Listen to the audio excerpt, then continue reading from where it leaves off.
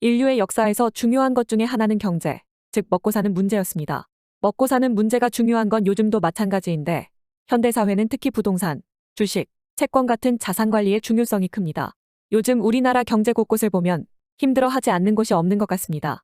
대기업은 대기업대로 글로벌 경쟁에 치이고 자영업자들은 내수 침체로 손님이 줄어들어 울상이고 서민들은 양극화와 고금리로 대출이자를 물어가며 힘들어하고 있습니다. 그래서일까요? 요즘 부동산 가격 흐름에 관심을 가지지 않는 사람들은 별로 없습니다. 대한민국 사람들은 부동산이 보유 자산의 80%에 이릅니다.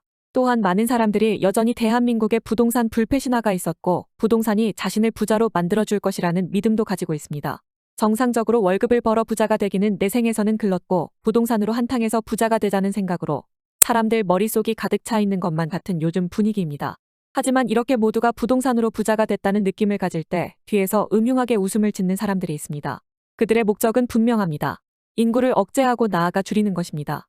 미국과 서방의 슈퍼 엘리트 집단은 그림자 정부가 되어 미국을 지배하고 있고 그들이 내세운 정치인들은 미국민을 위해서 일하지 않고 슈퍼 엘리트를 위해 일합니다.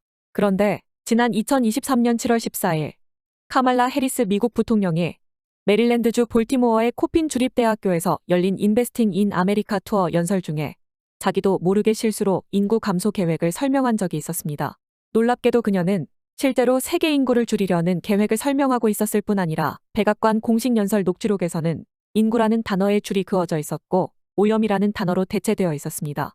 인구를 줄이는 직접적인 방법은 전쟁이지만 현대의 문명화 수준과 인터넷 SNS 네트워크의 발달로 그런 일을 벌이기는 쉽지가 않습니다. 그래서 슈퍼 엘리트 집단이 고안한 방법이 바로 빈부의 양극화와 자산 거품, 인플레이션을 통해 중산층 비중을 줄이고 사람들이 점점 더 먹고 살기 힘들게 만들어 결혼과 출산을 기피하게 만드는 것입니다. 이것은 일종의 소프트킬이라 부를 수 있습니다. 서민의 대표적인 자산인 부동산의 가치는 어떻게 형성이 되는 것일까요? 당연히 모든 경제 원리가 그러하듯 수요와 공급이 가격을 결정합니다. 그런데 수요는 유동성을 통해 조작할 수 있습니다. 시장에 돈을 풀면 돈은 투기 수요로 인해 대부분 자산시장으로 흘러 들어가게 되어 있습니다. 미국 연방준비은행 등 서구 중앙은행의 표면적인 목적은 경제가 어렵고 위기가 닥치면 부동산이나 주식시장이 아닌 기업의 생산활동과 R&D 투자 같은 곳에 자금이 흘러 들어가게 한다는 것인데 우린 그들이 말만 그렇게 할 뿐 사실은 부동산과 주식시장의 거품을 유도하기 위해 양적 완화를 한다는 것을 지난 수십 년간의 경험을 통해 알고 있습니다. 최근 방시혁 태양사이가 사는 아파트 한 채가 180억 원으로 역대 최고치를 갱신했다는 보도가 있었습니다. 이 아파트의 가치가 180억 원을 기록한 이유는 일단 아파트 면적이 전용 268제곱미터로 81평에 이릅니다. 하지만 평당 1.8억 원에 달해 면적이 넓은 것만으로는 가격을 설명할 수는 없습니다. 이 아파트는 말 그대로 스페셜 오브 스페셜로 만들어진 아파트입니다. 2020년 준공된 새 아파트인데다가 지상 6층 건물에 17가구만 들어갈 수가 있습니다.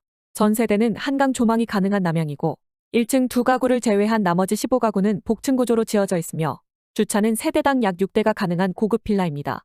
평당 2.2억 원의 가치에는 이러한 구조와 한강 조망권, 주차 공간과 더불어 아마도 개인 프라이버시를 최대한으로 지켜주는 이점 등에 있지 않을까 생각이 됩니다. 이러한 아파트는 가격이 웬만해서는 내려가지가 않습니다.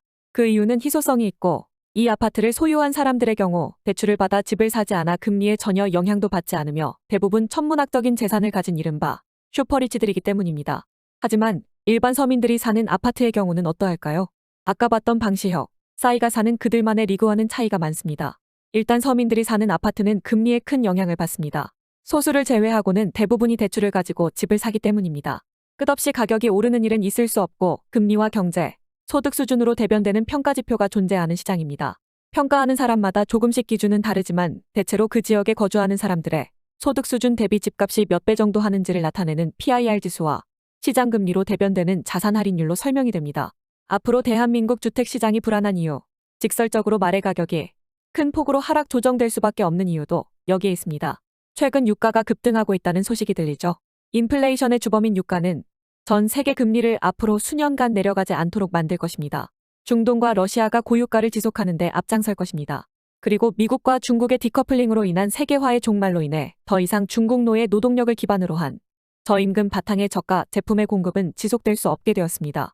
즉, 인플레가 고착화될 수밖에 없는 구조로 세계 경제가 이미 재편되었다는 것입니다. 최근 전 세계적인 부동산 거품 현상은 원인이 있습니다. 바로 코로나를 빌미로 벌인 전 세계적인 봉쇄정책 그리고 그 봉쇄정책을 타개한다는 명분으로 쏟아낸 막대한 유동성 때문입니다. 저는 이 모든 것이 철저한 계획하에 이루어졌다고 봅니다. 지금에서야 모두 겪어보셨기 때문에 다 알고 계시고 동의하시겠지만 팬데믹이라고 불리던 그것 초기 세계가 봉쇄를 할 때 많은 사람들은 그렇게 하는 게 당연하다고 믿었습니다. 하지만 이 모든 것을 계획한 바이러스를 직접 만들어 퍼뜨린 당사자들 입장에서는 봉쇄할 만한 상황이 아니라는 것과 봉쇄를 해봤자 막을 수도 없다는 진실을 처음부터 알고 있었습니다.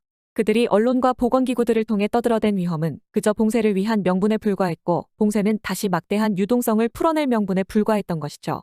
결국 무제한적으로 풀린 유동성은 전 세계를 버블 그 자체로 몰아갔습니다. 약 3년 전 미국의 봉쇄는 전 세계 물류를 정지시켰고 이는 결국 건실한 기업을 부도위기로 내몰아 막대한 유동성을 푸는데 명분으로 작용했던 것입니다. 이 기사는 영국 하원을 통과한 에너지 법안에 대한 내용입니다.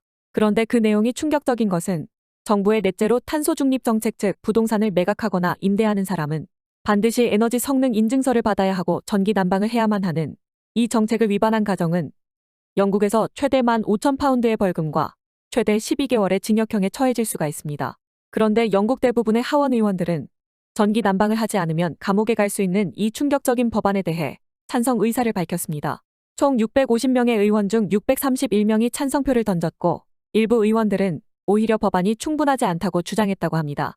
이러한 말도 안 되는 이른바 탄소 중립, 신재생 에너지 정책은 에너지 비효율의 끝판왕이 되어 전 세계를 장기적이고 시스템적인 인플레이션 상태로 몰아가게 될 것입니다. 지금 현실 세계에서 공식적으로는 세계정부라는 타이틀을 가진 국제기구는 없습니다. 그러므로 표면상 세계정부란 것은 공식적으로 없는 것이고 각 개별 주권 국가들이 있을 뿐입니다. 하지만 국민으로부터 선출받지 않았음에도 불구하고 전 세계적인 영향력으로 주요 국가들의 의사결정에 개입하고 사실상 지배력을 행사하는 초슈퍼 엘리트 집단은 존재하는데 우리는 그들을 세계정부 또는 딥스테이트 등으로 부릅니다. 하지만 일반적인 슈퍼부자라고 모두 딥스테이트인 것은 아닙니다. 세계정부 또는 딥스테이트는 특정 국가의 권력을 선출되지 않은 상태로 돈과 시스템 장악을 통해 사실상 뒤에서 관료들과 국제기구, 국내 기관들을 조종하는 세력들입니다. 세계정부 또는 딥스테이트에 대해서는 나중에 자세히 다루고 결론으로 들어가자면 그들이 자신들에게 대항하는 세력 또는 일반적인 세계의 시민들을 통제하는 가장 대표적인 방법은 재산을 빼앗는 것입니다. 하지만 각 국가마다 법이 있고 국내외 경제는 국제무역 원칙과 시장 질서에 따라 움직이므로 재산을 마음대로 빼앗을 수는 없습니다. 하지만 딥스테이트가 장악하고 있는 특정 기관과 그들만이 알고 있는 특정 정보를 통해 재산을 빼앗는 행위를 할 수 있습니다. 명확히 말하자면 특정 기관은 미국의 중앙은행 연방준비은행과 유럽연합중앙은행, 주요 유럽의 중앙은행들이고 특정 정보란 자산버블을 만들기도 하고 붕괴시키기도 하는 시점을 알려주는 정보를 의미하죠. 세계정부 슈퍼리치 엘리트 기득권 카르텔 세력은 팬데믹이 언제 발생할지 알았고 그로 인해 막대한 유동성 잔치를 벌일 계획이었으며 따라서 그들은 당연히 부동산 시장에도 엄청난 버블이 발생할 것이라는 점도 알고 있었을 것이고 달리 말하자면 자산거품을 일부러 계획한 것입니다. 자산거품은 고금리가 지속되면 꺼질 수밖에 없습니다. 돈이 부동산 등 자산시장에서 예금으로 이동하기 때문입니다. 지금 미국 달러를 수시입출금 운용상품에 가입해도 4.5% 이상의 이자율을 지급하고 있습니다. 유동성이 풍부한 기업들과 슈퍼리치들은 이미 선제적으로 가격이 언제 꺼질지 모르는 불안불안한 부동산보다 안전한 시중은행 정기예금으로 자금을 옮겨놓고 자산이 꺼지는 시기를 기다리고 있습니다. 부동산으로 부자가 되었다는 느낌. 이 느낌이 진실이 되려면 어떤 일이 일어나야 하는 것일까요? 내 부동산을 누군가가 내가 산 가격보다 훨씬 더 비싼 가격에 사주었을 때입니다. 경제가 성장하던 시기, 고금리가 없던 시기에는 최소한 중장기적으로 이것이 자연스러운 현상이었습니다. 하지만 경제가 성장하지 못하고 고금리가 지속되는 때에는 해당되지 않는 가정입니다. 대한민국 정부는 내년 4월 총선까지는 부동산 시장의 변화를 허용하지 않을 것입니다. 계속 유동성을 유입시켜 거품 붕괴가 총선 결과에 영향을 미치는 상황을 만들지 않으려 하기 때문입니다. 마찬가지로 미국 바이든 정부도 내년 대선 전까지는 주식시장이 하락하는 걸 용인하지 않을 것입니다. 하지만 대한민국의 내년 4월 이후, 미국의 내년 11월 이후에는 어떤 일이 일어나게 될까요?